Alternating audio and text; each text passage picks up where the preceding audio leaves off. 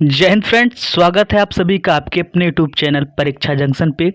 तो फ्रेंड्स, आज के इस इम्पोर्टेंट वीडियो में आप लोग देखेंगे कि आप बीए में हो या फिर बीएससी में हो, ठीक है, सेकेंड ईयर सेमेस्टर थर्ड, आपका जो एग्जामिनेशन यानी कि 2022-23 का पेपर जो है आपके सामने, राष्ट्रीय शिक्षा नीति 2020 का, ठीक है, मेजर या फिर माइनर का ज्योग्राफी सब्जेक्ट जो है, ये आपके सामने आज जो है पेपर आपका यहाँ पे मैं हल करवाऊँगा। क्योंकि पेपर हल करवाना आप लोगों के लिए इम्पॉर्टेंट है, क्योंकि पेपर आपका जो एग्ज़ाम होगा वो आएगा, ठीक है। तो एग्ज़ाम जो आने वाला है, तो इसमें पीवाईक्यू सबसे इम्पॉर्टेंट होता है, क्योंकि पीवाईक्यू जो प्रीवियस ईयर क्वेश्चन होते हैं, वो अगर आप लोगों को पता होंगे किस प्रकार से एग्जामिनर जो क्वेश्चन पूछते हैं, तो वो अगर आप लोगों को पता होंगे तो आप लोग जो है उसी हिसाब से अपने एग्ज़ाम की प्रिपरेशन जो है करेंगे, ठीक है। तो इसमें जैसे कि किस प्रकार से क्वेश्चन आया था, आप लोग यहाँ पे देख सकते हो कि 2022-23 का, यानी कि इसके पहले का जो क्वेश्चन पेपर है, ये आप लोग यहाँ पे देख सकते हो, ठीक है। तो किस प्रकार से यहाँ पे क्वेश्चन पूछे गए हैं, यानी कि इसी प्रकार से आप लोग आगे जा कर के तैयारी करोगे, है ना। तो इस प्रकार से यहाँ पे देख सकते हो कि जो सेक्शन ए, यानी कि किस प्रकार से यहाँ पे आपका जो यहाँ पे पेपर कोड है, ये आपका A110310T, ठीक है। इससे कोई मतलब आपका नहीं है, ज्योग्राफी सब्जेक्ट है, ठीक है। और environment, disaster management and climate change, ये आपके सब्जेक्ट का नेम है। आप लोगों को पता होगा टाइम 2 आवर्स का, यानी कि किसी किसी यूनिवर्सिटी में 2 आवर्स का टाइम होता है, किसी किसी यूनिवर्सिटी में जो है आपका 3 आवर्स का टाइम होता है। लेकिन अब ज़्यादातर यूनिवर्सिटियों में क्या हो गया है कि 2 आवर्स का, यानी कि 2 ही घंटे का समय दिया जाता है। मैक्सिमम मार्क्स 75 आप लोगों को पता होगा, और आपका यहाँ पे 25 मार्क्स जो है वो सेशनल मार्क्स दिए जाते हैं, जहाँ पर आपकी मिड टर्म की परीक्षाएं होती हैं। मिड टर्म क्या होता है, क्या नहीं होता है, सारा कुछ मैं यहाँ पे चैनल पे डाल चुका हूँ। आप लोगों को नहीं पता होगा तो उसकी लिंक आपको डिस्क्रिप्शन बॉक्स में दे दी जाएगी, ठीक। तो बात कर रहा था मैं कि यहाँ पे मैं आप लोगों को यहाँ पे आज करवाऊंगा सेक्शन ए, यानी कि सेक्शन ए का मतलब खंड आ, ठीक है। खंड आ में आपके आते हैं कौन से क्वेश्चंस, आपके जो 60 क्वेश्चन होते हैं, कौन से 60 क्वेश्चन बोले तो आपके अति लघुत्तरी, ठीक है। तो अति लघुत्तरी क्वेश्चंस आपके आते हैं, ठीक है। कितने क्वेश्चंस आते हैं, 10 क्वेश्चंस। यहाँ पे आप लोग देख सकते हो कि सभी प्रश्नों के उत्तर जो है 60 क्वेश्चंस होते हैं जो, तो वो 10 के 10 करने होते हैं, यानी कि इसमें आप लोगों को कोई भी क्वेश्चन छोड़ना नहीं होता है। जैसे कि मान लीजिए आपके जो लघुत्तरी क्वेश्चंस होते हैं, जो दीर्घोत्तरी क्वेश्चंस होते हैं, ठीक है, उन क्वेश्चनों में आपको यहाँ पे फ़ायदा मिल जाता है कि जैसे कि आपका 8 क्वेश्चंस हुआ, ठीक है, 8 में से आपको 5 या फिर 6 क्वेश्चंस करना होता है, ठीक। तो उसमें से आप छोड़ सकते हो, बट इनमें क्या होता है कि इनमें 10 के 10 करना होता है, इसमें से कोई भी आप क्वेश्चन मिस नहीं कर सकते, इसमें से कोई भी क्वेश्चन आप छोड़ नहीं सकते, ठीक। तो ये आपका होता है, ठीक है। तो इसमें से आप कितने शब्दों में करना होता है आप लोग जानते होंगे कि यहाँ पे लिखा भी हुआ है कि प्रत्येक प्रश्न 3 अंकों का है, ठीक है। यानी कि प्रत्येक प्रश्न जो है वो 3 अंकों का है, तो 10 और 3 अंक मतलब एक क्वेश्चन अगर 3 अंक का, तो 10 या 30, यानी कि 30 नंबर इसी में से मिल जाते हैं। तो काफ़ी इंपॉर्टेंट ये प्रश्न है। तो ये प्रश्न कौन कौन से हैं चलिए देखते हैं, और उत्तर जो है 50 शब्दों में आपको देना होता है, ठीक है। तो ये चीज़ें हो गई। अब यहाँ पे पहला क्वेश्चन आपके सामने है कि खाद्य श्रृंखला क्या है, ठीक है। इसमें से कुछ क्वेश्चन मैं करवाऊंगा, क्योंकि वीडियो लंबा हो जाएगा, तो फिर कुछ क्वेश्चन जो है नेक्स्ट पार्ट में करवाऊंगा। तो ये पार्ट आपका ए हो जाएगा, पार्ट 1 हो जाएगा, यानी कि पार्ट फिर 2 नेक्स्ट पार्ट जो है वो अगले वीडियो में मैं डिस्कस करूँगा, ठीक है। तो यहाँ पे आप लोग जो है ध्यान से देखिएगा। अगर आप लोग चैनल पर नए हो तो चैनल को सब्सक्राइब कर सकते हैं, बेल आइकन को भी प्रेस कर सकते हैं, जिससे कि ऐसे ही नॉलेजेबल वीडियोज आपको डेली बाय डेली चैनल पे मिलते रहें, ठीक है। और वीडियो को लाइक और चैनल को जो है सब्सक्राइब करते रहिए फटाफट, ठीक है। तो सबसे पहला जो क्वेश्चन है आपके सामने, क्या कह रहा है कि व्हाट इज फूड चेन, ठीक है। यानी कि फूड चेन क्या होता है, खाद्य श्रृंखला क्या है। हिंदी में बात करें अगर, खाद्य श्रृंखला क्या होती है, ठीक है। तो खाद्य श्रृंखला की बात करें अगर, तो खाद्य श्रृंखला मतलब देखिए, फूड चेन का मतलब आप लोग जानते होंगे कि खाद्य श्रृंखला का मतलब होता है कि खाद्य श्रृंखला विभिन्न प्रकार के जीवधारी होते हैं, ठीक है। यहाँ पे पृथ्वी पर विभिन्न प्रकार के जीवधारियों का एक क्रम होता है। तो जीवधारियों का क्रम का मतलब जिसके द्वारा एक पारिस्थितिकी तंत्र आप लोग सुने होंगे, ठीक है। पारिस्थितिकी तंत्र में उत्पादक होते हैं, उपभोक्ता होते हैं, यानी कि उत्पादक का मतलब जो अपना खाना स्वयं बनाते हैं ना, और उपभोक्ता का मतलब जो उन पर निर्भर रहते हैं। तो आप लोगों को खाद्य श्रृंखला, जैसे कि यहाँ पे मैं आप लोगों को एग्जाम्पल के तौर पर समझाऊं, तो आप लोग यहाँ पे समझ सकते हो एक प्रकार से कि यहाँ पे जैसे कि मान लीजिए यहाँ पे पेड़ पौधे हो गए, ठीक है। पेड़ पौधे हो गए, पेड़ पौधे अपना खाना स्वयं बनाते हैं, आप लोगों को पता होगा। फिर इसको खाया किसने? बकरी ने, ठीक है। एक प्रकार से चेन चल रही है, बकरी ने खाया, अब बकरी को किसने खाया? फिर शेर ने खाया। तो इस प्रकार से एक चेन चलती है, यानी कि फूड चेन इस प्रकार से पृथ्वी पर चल रही है। तो इसी प्रकार से खाद्य श्रृंखला क्या होती है? तो खाद्य श्रृंखला यानी कि विभिन्न प्रकार के जीवधारियों का एक क्रम होता है, जिसके द्वारा एक पारिस्थितिकी तंत्र में खाद्य ऊर्जा का प्रवाह होता है। क्या होता है? खाद्य ऊर्जा का एक प्रवाह होता है, ठीक है। और इसका जो विचार है वो लिंडमन ने सन 1942 में प्रस्तुत किया था। किसने प्रस्तुत किया? लिंडमन ने सन, किसने? यहाँ पे आप लोग जो है जान लीजिएगा, लिंडमन ने किस सन में प्रस्तुत किया था? तो 1942 में, ठीक है। ये प्रीवियस ईयर के क्वेश्चन आप लोग जो है अच्छे से तैयार कर लीजिएगा, क्योंकि प्रीवियस ईयर के क्वेश्चन जो है वो किसी न किसी यूनिवर्सिटी में ज़रूर पूछे जा सकते हैं, ठीक है।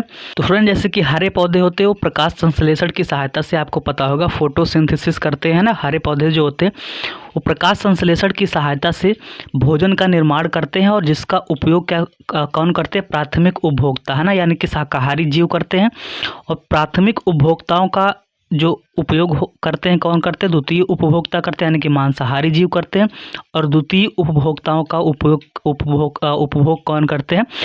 तृतीय उपभोक्ता करते हैं भोजन के रूप में। यही खाद्य श्रृंखला, यानी कि प्रथम उपभोक्ताओं का उपयोग जो है वो द्वितीय करते हैं, और द्वितीयों का उपभोग जो है तृतीय करते हैं। इसी प्रकार से चेन चलती रहती है, इसी चेन को हम खाद्य श्रृंखला कहते हैं, ठीक है। तो ये आपका केवल मैक्सिमम 50 शब्दों में करना होता है, तो इस प्रकार से आप लिख सकते हो। ज़्यादा इसमें लिखने की बात नहीं है। अगर लघु उत्तरी में आए तो बड़ा करके लिख सकते हो, बाकी आप इसको जो है 5-6 लाइन में लिख सकते हो, बस ज़्यादा इसमें लिखने की ज़रूरत नहीं तो बाकी के क्वेश्चन आपके छूट जाएंगे, क्योंकि समय भी आप लोग ऊपर देख लीजिएगा कि केवल 2 ही घंटा समय है, बाकी ज़्यादा समय नहीं है इसमें। तो बाकी के क्वेश्चंस भी करने आपको हैं, तो बस 3 से 4 लाइन या फिर 4 से 5 लाइन में आपको इसका उत्तर लिखना है, ठीक है। तो एक बार और यहाँ पर समझ लीजिएगा कि यहाँ पे खाद्य श्रृंखला का मतलब, जैसे कि मान लीजिए आपका यहाँ पे घास हो गई, ठीक है, घास हो गई, तो घास हो गई, घास को किसने खाया? ग्रेसोफर, यानी कि टिड्डा ने खाया, ठीक है। किसने खाया? टिड्डा ने, ठीक है। एक प्रकार से चेन चल रही है, ठीक है। फिर उसके बाद टिड्डा को किसने खाया? टिड्डा को खाया आपके मेढक ने, ठीक है। और फिर मेढक को किसने खाया? मेढक को खाया सांप ने, है ना। और सांप को खा गया ईगल, यानी चील ने, है ना, ईगल। तो इस प्रकार से, यानी कि यहाँ पृथ्वी पर जो है आपकी खाद्य श्रृंखला, यानी कि कौन किसको खा रहा है, एक प्रकार से श्रृंखला यानी कि चेन चल रही है, तो इसी को खाद्य श्रृंखला कहते हैं, ठीक है। यानी कि प्राथमिक उपभोक्ता द्वितीय उपभोक्ता को खाता है, द्वितीय उपभोक्ता तृतीय उपभोक्ता को खाता है, तो इस प्रकार से चेन चल रही है। तो आप लोग लिख सकते हो, यानी कि मैंने इतना आपको इसलिए बताया क्योंकि इतना मैं बताऊँगा तो जो है, अगर आप लोग जो है यहाँ पे 70% भी मेरे बताए हुए चीज़ों का आप लोग ग्रहण करते हो, यानी कि आप लोग ऑब्जर्व कर पाते हो, तो आप लोग वहाँ पर जाकर के 50% लिख पाओगे, ठीक है। तो 50% लिख पाओगे, कहने का मतलब तब जाकर 4-5 लाइन आप लिख सकते हो, ठीक है। तो हमको बताना, मतलब इतना बताना पड़ता है, तब जाकर के आप लोग वहाँ पर लिख सकते हो, ठीक है। तो कहने का मतलब ये है कि अब चलते हैं नेक्स्ट क्वेश्चन की तरफ। आपका जो सेकंड नंबर है वो क्वेश्चन क्या कह रहा है कि what is sustainable development. Sustainable development का मतलब क्या है? टिकाऊ विकास या फिर सतत विकास, है ना। ये सारे क्वेश्चन इंपॉर्टेंट हैं, और ये समझ लीजिए आपके PYQ यानी कि प्रीवियस ईयर क्वेश्चन का आपका रिवीजन भी हो रहा है, और बाकी प्रीवियस ईयर क्वेश्चन मतलब आपके हल हो रहे हैं, और आपका जो रिवीजन है वो भी हो रहा है, ठीक है। तो ये सारे क्वेश्चन जो है ये इम्पॉर्टेंट है, तो अच्छे से इनको कवर कीजिएगा, ठीक है। तो टिकाऊ विकास क्या है, इसके बारे में चलिए बात करते हैं। यानी कि टिकाऊ विकास बोले या फिर सतत विकास बोले, इसको हम क्या कहते हैं? सतत विकास, ठीक है। तो सतत विकास के बारे में अगर हम बात करें तो सतत विकास का मतलब है लगातार विकास, है ना। तो फ्रेंड्स, सतत विकास का मतलब, जैसे कि आपका टिकाऊ विकास का मतलब हो जाएगा कि भावी पीढ़ी, मतलब जो आने वाली पीढ़ियां होती हैं, ठीक है, उनकी आवश्यकताओं को पूर्ण करने की क्षमता, है नी, उनकी आवश्यकताओं को हम पूर्ण करने की क्षमता में कमी किए बिना, है ना, वर्तमान पीढ़ी की आवश्यकताओं की पूर्ति जो है, यानी कि जो वर्तमान पीढ़ी चल रही है उनकी आवश्यकताओं की पूर्ति ही संपोषित विकास, यानी कि इसे हम कह सकते हैं सतत विकास, ठीक है। और ये जो है ये परिभाषा किसने दी है, तो ब्रटलैंड रिपोर्ट के अनुसार, ठीक है, ब्रटलैंड रिपोर्ट के अनुसार लिख सकते हैं यहाँ पे। अगर आप लोग जैसे कि कुछ यहाँ पे क्योंकि ज्योग्राफी सब्जेक्ट है तो कुछ ऐसे वर्ड होंगे जो कि बहुत कठिन होंगे, तो मैं यहाँ पे जो कठिन वर्ड हैं ये यहाँ पे मैं लिख दे रहा हूँ जिससे कि आप लोगों को वहाँ पे लिखने में कठिनाई ना हो, ठीक है। ब्रंटलैंड के अनुसार, ठीक है, ब्रंटलैंड रिपोर्ट के अनुसार, मतलब कहने का मतलब है सतत विकास का कंटिन्यू विकास कब होगा, जब यानी कि भावी पीढ़ी है, जो आने वाली पीढ़ी है, ठीक है, आने वाली पीढ़ी का मतलब है जो आने वाली पीढ़ी है, ठीक है, जो आने वाली पीढ़ी है उसमें कमी ना हो और वर्तमान पीढ़ी में लगातार विकास होता रहे, और जो भावी पीढ़ी है, आने वाली पीढ़ी है, उसको भी बराबर मात्रा में सब चीज़ें मिलती रहे, है ना। तो ये विकास जो है सतत विकास कहलाता है। और ये किसने दिया है, तो ब्रंटलैंड रिपोर्ट के अनुसार ये जो परिभाषा है आपकी, आप लिख सकते हो ये सतत विकास, ठीक है, यानी कि सस्टेनेबल डेवलपमेंट। ओके, तो ये हो गया आपका। नेक्स्ट क्वेश्चन फ्रेंड्स आपका 3 नंबर, role of traffic in air pollution, ठीक है, एयर पॉल्यूशन में क्या रोल है ट्रैफिक का, ठीक है, यानी कि वायु प्रदूषण में यातायात की क्या भूमिका होती है, ये आपको बताना है। तो यहाँ पे आप लोग इसको अच्छे से लिख सकते हो, ठीक है, ये कोई जो है कठिन क्वेश्चन नहीं है। यातायात की भीड़ भाड़ जो है उच्च मात्रा में कालिक, है ना, कालिक पैदा करती है और कार्बन मोनोऑक्साइड पैदा करती है। ये सारी चीज़ें आप अपने आप जो है लिख सकते हो, जो खराब वायु गुणवत्ता में योगदान करती है ना। तो ये सारी चीज़ें जो है आप लिख सकते हो। सार्वजनिक परिवहन का उपयोग करने से प्रदूषण का स्तर कम होता है ना। तो ये सब कुछ अपने आप जो है आप लोग लिख सकते हो। भारी वाहन नाइट्रोजन ऑक्साइड के उत्सर्जन में महत्वपूर्ण योगदान देते हैं, जो स्वास्थ्य पर समान प्रभाव डालने में सक्षम है। तो ये अपने आप जो है लिखा जा सकता है। इसके बाद है आपका 4 नंबर कि मरुस्थलीकरण से आप क्या समझते हो, what do you mean by desertification, मरुस्थलीकरण से आप क्या समझते हैं। तो मरुस्थलीकरण से जो यहाँ पे क्या क्या समझा जाता है, तो मरुस्थलीकरण के बारे में चलिए यहाँ पे थोड़ा सा देख लेते हैं। तो मरुस्थलीकरण के बारे में बात करें अगर, तो यानी कि जो आपकी भूमि होती है उपजाऊ भूमि, ठीक है, कौन सी भूमि, उपजाऊ भूमि होती है, जो हरी भरी भूमि होती है, उसका किस में चेंज होना, उसका जो है मरुस्थल में चेंज हो जाना। किस में चेंज हो जाना, मरुस्थल में चेंज हो जाना, यही कहलाता है आपका क्या, मरुस्थलीकरण, ठीक है। तो इसको आप लिख सकते हो अपनी लैंग्वेज में। तो ये जो छोटे छोटे क्वेश्चन हैं इनको ज़्यादा बढ़ा चढ़ा के नहीं लिखना है, इनको केवल और केवल जो है आपको 3 से 4 लाइन में लिखना है। मैंने एक इस पे वीडियो भी बनाया है कि किस प्रकार से आप 2 घंटे की परीक्षा में किस प्रकार से टाइम मैनेजमेंट करके आपको लिखना है, ठीक है। तो 2 घंटे की परीक्षा में क्योंकि आपको जो है यहाँ पे 10 के 10 क्वेश्चन ये भी करने हैं, लघुत्तरी क्वेश्चन है उनको भी आपको सॉल्व करना है, और दीर्घोत्तरी क्वेश्चन है उनको भी आपको सॉल्व करना है। तो कैसे आप 2 घंटे में प्रॉपर मैनेजमेंट करेंगे, तो उसका वीडियो अगर आप लोगों ने नहीं देखा होगा तो वो वीडियो आप लोग जा करके देख लीजिएगा, ठीक है। क्योंकि जिस भी यूनिवर्सिटी में 2 घंटे का पेपर होता है वहाँ पर आपके जो क्वेश्चन होते हैं वो छूटने के चांसेस बहुत ज़्यादा रहते हैं। तो आप लोग जो है वहाँ पर जा करके वो वीडियो ज़रूर देख लीजिएगा। उसमें आप लोगों को बताया गया है कि कितने मिनट में आपको अति लघुत्तरी क्वेश्चन करने हैं, कितने मिनट में आपको लघुत्तरी क्वेश्चन करने हैं, और कितने मिनट में आपको दीर्घोत्तरी क्वेश्चन करने हैं। ये कुछ आपको वीडियो जो है बहुत हेल्प करेगा। तो आपको थंबनेल यहाँ पे दिखाई पड़ रहा होगा स्क्रीन पे, ठीक है, या फिर डिस्क्रिप्शन बॉक्स में आपको लिंक मिल जाएगी। तो वो वीडियो आप लोग इस वीडियो को देखने के बाद जा करके ज़रूर देख लीजिएगा, ठीक। तो ये बात हो गई। तो अब मैं बात कर रहा था मरुस्थलीकरण की, ठीक है।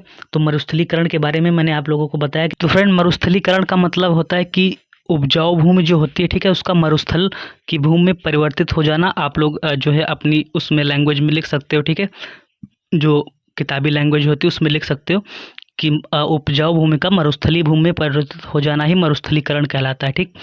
और ये हो जाता, और जो जलवायु प्राकृतिक वनस्पति मृदा जीव जंतु एवं मानवीय क्रियाओं का परिणाम है तथा इसे मानव द्वारा पारिस्थितिकी क्रम में अवरोध माना जा सकता है, ठीक है। यानी कि जो मानव द्वारा इसको हम पारिस्थितिकी क्रम में अवरोध मान सकते हैं ना, क्योंकि मानव ही द्वारा ये बदलता है किसमें, मरुस्थल में, है ना।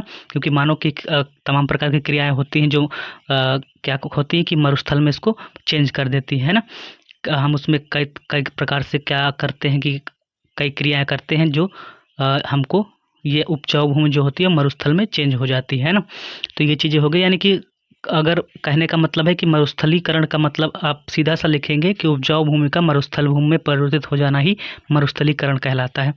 इसके बाद जो आपका नेक्स्ट क्वेश्चन है 5 नंबर, तो recent trends of global warming यानी कि वैश्विक तापन की अभिनव प्रवृत्तियाँ का मतलब हिंदी में अगर कहें कि हालिया रुझान, यानी रिसेंट का मतलब इस समय की मतलब एकदम ताज़ी, या फिर कह सकते हैं हालिया, या ट्रेंड्स का मतलब रुझान है ना। रिसेंट ट्रेंड्स या अभिनव प्रवृत्तियाँ, एकदम शुद्ध हिंदी की बात करें तो अभिनव प्रवृत्तियाँ ऑफ ग्लोबल वार्मिंग है ना। ग्लोबल वार्मिंग की यानी कि वैश्विक तापन की जो अभिनव प्रवृत्तियाँ हैं उसके बारे में बात करते हैं। तो वैश्विक तापन के सबसे पहले यहाँ पे हम बात करेंगे कि वैश्विक तापन के क्या कारण होते हैं ना।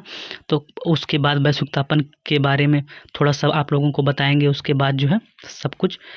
तो वैश्विक तापन के संभावित जो कारण होते हैं और फिर परिणाम होते हैं, इसके बारे में बात करते हैं। तो वैश्विक तापन के जो है अभिनव प्रवृत्तियाँ के बारे में अगर बात करें, ठीक, तो वैश्विक तापन का प्रमुख कारण जो होता है मानवीय गतिविधियों के कारण जो होता है वातावरण में ग्रीन हाउस गैस है ना। आप लोगों को पता होगा कि ग्रीन हाउस गैसों की मात्रा में वृद्धि होना, ग्रीन हाउस गैसों की जो आपकी ग्रीन हाउस गैसों की मात्रा होती है, उनकी मात्रा में जब वृद्धि हो जाती है तब क्या होता है, जैसे ग्रीन हाउस गैसें कौन कौन सी होती हैं, जैसे कि कार्बन डाइऑक्साइड हो गया आपका, मीथेन गैस हो गया है ना, मीथेन जैसे CH4 आपका मीथेन गैस हो गया, ठीक है।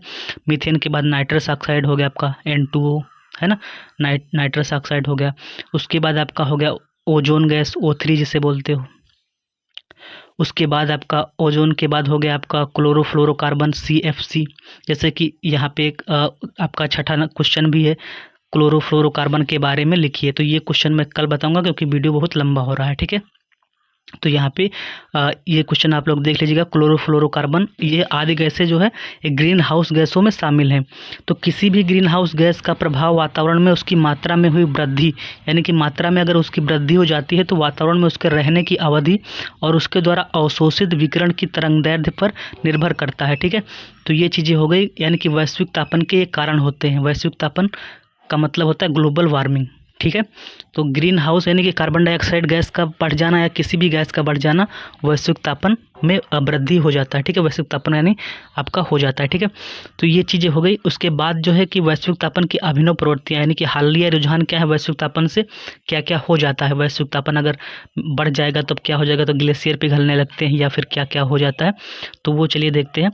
तो वैश्विक तापन के परिणाम क्या होता है, संभावित परिणाम क्या होता है, तो ग्लेशियरों का पिघलना है ना, लिख सकते हो आप क्या कि ग्लेशियरों का पिघलना।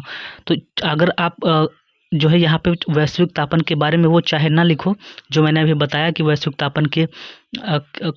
तापन होता क्या चीज़ है, जो पूछा है वैश्विक तापन की अभिनव प्रवृत्तियाँ, मैंने आपको समझाने के लिए आप लोगों को बताया कि वैश्विक तापन क्या चीज़ होता है। लेकिन वैश्विक तापन के संभावित परिणाम जो पूछा है कि वैश्विक तापन की अभिनव प्रवृत्तियाँ, वो आप लोग जरूर लिखिएगा कि वैश्विक तापन से सबसे पहले क्या होता है, ग्लेशियरों का पिघलना, यानी कि ग्लेशियर जो होते हैं आपके बड़े बड़े ग्लेशियर जो होते हैं, ठीक है, वो पिघल जाते हैं क्योंकि तापमान बढ़ेगा, टेम्परेचर जब बढ़ेगा आपका, तो जब टेम्परेचर बढ़ेगा तो ग्लेशियर क्या होंगे, पिघल जाएंगे, है ना। तो ग्लेशियर पिघलेंगे। उसके बाद क्या होगा, समुद्री जल स्तरों में जब ग्लेशियर आपके पिघलेंगे, यानी कि ये बड़े बड़े ग्लेशियर जैसे हो गए, ये आपके बड़े बड़े ग्लेशियर हो गए, ठीक है, ये ग्लेशियर हो गए आपके। फिर तो ये पिघलेंगे तो क्या होगा, ये जल ही जल है आपका, जल स्तर में वृद्धि होगी, यानी कि ये तो फ्रेंड जैसे ही ग्लेशियर पिघलेंगे तो यहाँ पे जब पिघल करके ये जो है जल में आपकी क्या होगी, यानी कि समुद्र के जल स्तर में क्या हो जाएगा, वृद्धि हो जाएगी, है ना। समुद्र के जल स्तर में जो पानी होगा उसमें जल जो है ज़्यादा हो जाएगा, पानी में वृद्धि हो जाएगी, ठीक। तो ये आपका दूसरा पॉइंट आप लिख सकते हो। उसके बाद तीसरा पॉइंट है क्या कि वर्षा प्रतिरूप में परिवर्तन, यानी कि वर्षा में परिवर्तन हो जाएगा, क्योंकि वर्षा होने में क्या होता है, वर्षा होने और बादलों के बनने में, ठीक है, वर्षा होने में और बादलों के बनने में तापमान की महत्वपूर्ण भूमिका होती है। अतः क्या होता है कि ताप में वृद्धि के कारण वर्षा का प्रतिरूप या फिर पैटर्न कह सकते हैं बदल जाएगा, अर्थात कहीं वर्षा पहले से कम होगी, है ना, कहीं पर जो वर्षा होगी या बारिश होगी पहले से कम होगी, या फिर कहीं जो वर्षा होगी पहले से ज़्यादा होगी। तो इसका मतलब है कि वर्षा का पैटर्न जो है वो बदल जाएगा, बदलाव आएगा। तो पॉइंट नंबर 3 आप ये लिख सकते हो।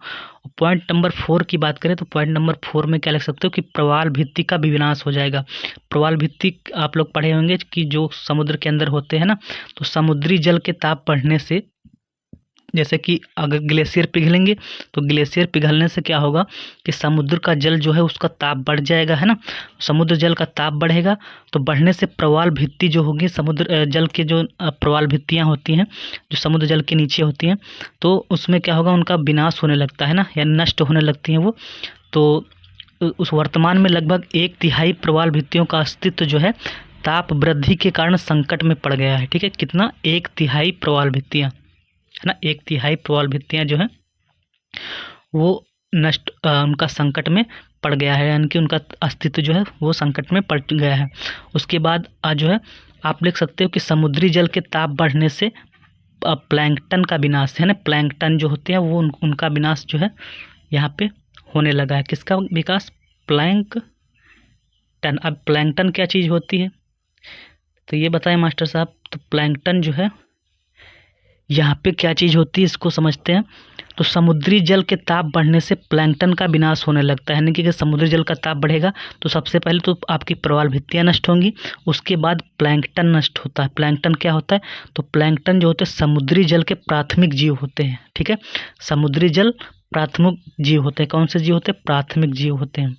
ये आप लोग ध्यान दीजिएगा कि जो प्लैंकटन होते हैं वो समुद्री जल प्राथमिक जीव होते हैं। ठीक है, आज से भूलिएगा मत।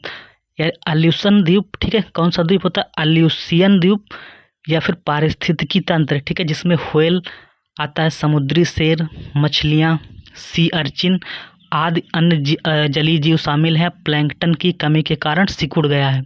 कौन सा द्वीप? अल्यूशियन द्वीप। ठीक है, अगर आप लोग नहीं समझ पा रहे हैं तो यहाँ पे आप लोग इसको लिख लीजिएगा, अल्यूशियन द्वीप।